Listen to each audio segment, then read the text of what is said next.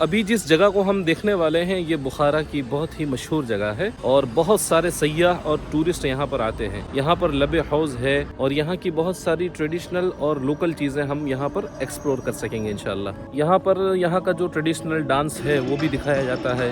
مخصوص اوقات ہوتے ہیں اس میں یہاں پر شوز دکھائے جاتے ہیں اور بہت ساری ایکٹیویٹی یہاں پر ٹورسٹ کے لیے ہوتی ہے. یہ ساری وہی عمارتیں ہیں جہاں کسی وقت میں علوم اور فنون پڑھائے جاتے تھے اور بخارا کی اپنی ایک شان و شوکت تھی اس وقت. آج یہاں پر ہوٹلیں بنی ہیں، ریسٹورنٹ بنے ہوئے ہیں، قہوہ خانے ہیں. یہاں بھی سامنے بھی ایک تاریخی عمارت ہے اور یہ جو سامنے آپ کو گنبد والی عمارت نظر آ رہی ہے یہ خانقاہ ہے. یہاں پر جو ہے وہ کسی زمانے میں اللہ والے اپنی روحانیت کو تازہ کیا کرتے تھے. سالکین کا ہجوم رہتا تھا، لوگ یہاں پر اللہ کے ذکر میں مراقبے میں مشغول رہتے تھے. دوستو اس وقت ازبکستان دنیا بھر کے زائرین اور سیاحوں کا مرکز بننے کا آرزومند ہے. ازبکستان سینٹرل ایشیا کا سب سے زیادہ آبادی والا ملک ہے اور اس کا تاریخی شہر بخارا ایسا ہے جس میں آج بھی بہت سے مساجد اور مدرسے صدیاں گزر جانے کے باوجود اچھے حال میں ہے.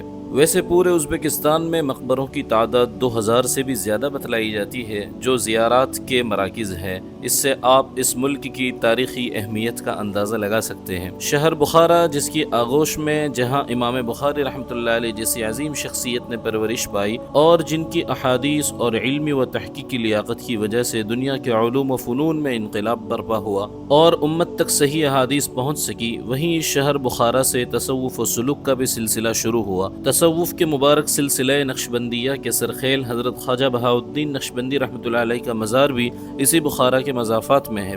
حضرت خواجہ بہاؤالدین نقشبندی رحمۃ اللہ علیہ کی خانقاہ کے نشانات آج بھی یہاں موجود ہیں. یہاں کی خانقاہیں اس خطے کی صوفیانہ روایات کی عکاسی کرتی ہے. 16ویں اور 17ویں سینچری میں بخارا میں ایسی عمارتیں تعمیر ہوئی جو درویشوں کے ڈیرے کہلاتی ہے. ان محل نما عمارتوں میں مساجد کے علاوہ قیام و طعام کا اعلیٰ انتظام کیا جاتا تھا اور مختلف ملکوں سے درویشوں کی اور سالکین کی جماعتیں اپنی روحانی پیاس بجھانے کے لیے بخارا کا رخ کیا کرتی تھی. تاریخ کے جانکاروں کے مطابق آج بھی یہاں قدیم روایات کو زندہ رکھنے کا جذبہ موجزن ہے. آج بھی یہاں کے لوگ اپنے کلچر، اپنی تہذیب و تمدن سے بے حد محبت کرتے ہیں اور اس پر فخر بھی کرتے ہیں. یہاں کے لوگ مہذب، باادب، مہمان نواز، نرم خو اور اعتدال پسند ہے.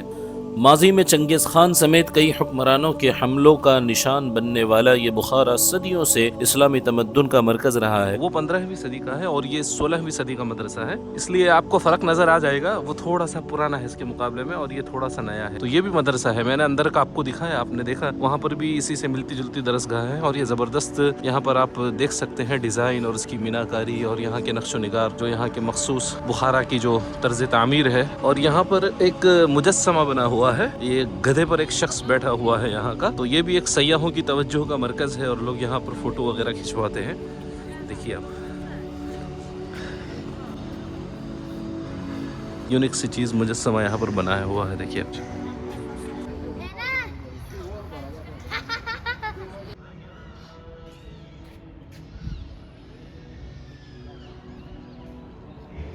تو دوستو یہ وہی بخارا ہے جس کی خاک سے سید المحدثین امام بخاری رحمۃ اللہ علیہ نمودار ہوئے. یہ وہی بخارا ہے جہاں پر سلسلہ نقشبندیہ کے مشائخ نے اپنے دلوں کو گرمایا. یہ وہی بخارا ہے جہاں کی خانقاہیں اللہ کے ذکر سے آباد رہا کرتی تھی. یہ وہی بخارا ہے جہاں 300 مساجد کے ممبر و محراب آباد تھے. یہ وہی بخارا ہے جہاں پر وعظ و نصیحت اور تقریر و خطابت کے غلغلے تھے. یہ وہی بخارا ہے جہاں پر علماء اور مشائخ کی آہ سحرگاہی سے مصائب و مشکلات ٹل جایا کرتے تھے. یہ وہی بخارا ہے جو کسی زمانے میں مجمع الفقہاء معدن الفضلاء کہلایا. یہ وہی بخارا ہے جو کسی زمانے میں بخارا شریف اور مرکز دانش کہلایا.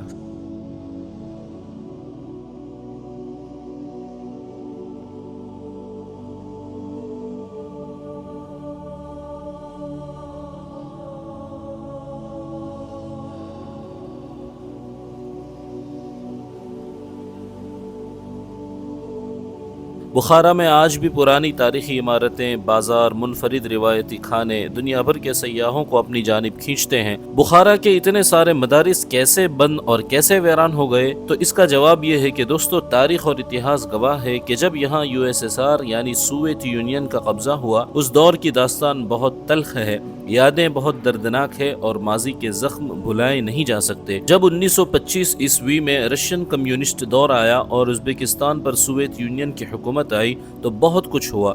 ہزاروں مساجد و مدارس پر تالے ڈال دیے گئے، مسجدوں کے منبر و محراب میں گھوڑوں کے استبل بنائے گئے، مدرسوں کو شراب خانوں اور ناچ گانے کے اڈوں میں تبدیل کر دیا گیا، یہاں تک کہ نماز اور قرآن پر بھی سخت پابندیاں عائد کر دی گئی، عربی حروف تہجی اجنبی بنا دیے گئے، قرآن کے حروف اور قرآن کا نسخہ اجنبی بنا دیا گیا اور اس کے گھر میں رکھنے پر بھی پابندی لگا دی گئی، علماء اور طلباء گولیوں سے بھون دیے گئے، اسلام پسند لوگوں کے لیے زمین تنگ کر دی گئی اور وہ ظلم و جبر کی داستان رقم کی گئی جسے پڑھ کر اور سن کر رونگٹے کھڑے ہو جاتے ہیں۔ رشین کمیونسٹ کی حکومت 1990 عیسوی تک رہی اور پھر 1991 عیسوی میں ازبکستان سوویت یونین سے آزاد ہوا۔ مگر حیرت کی بات یہ ہے کہ عام شہریوں میں آج بھی روس کے خلاف کوئی نفرت یا انتقام کا جذبہ نہیں پایا جاتا۔ روسی آج بھی یہاں محفوظ ہیں اور ازبکستان کا روس سے دوستانہ تعلق بھی قائم ہے۔ یہاں کے لوگ رشین کلچر بھی اپنائے ہوئے ہیں اور رشیا سے سردیوں میں ہزاروں سیاح یہاں آتے ہیں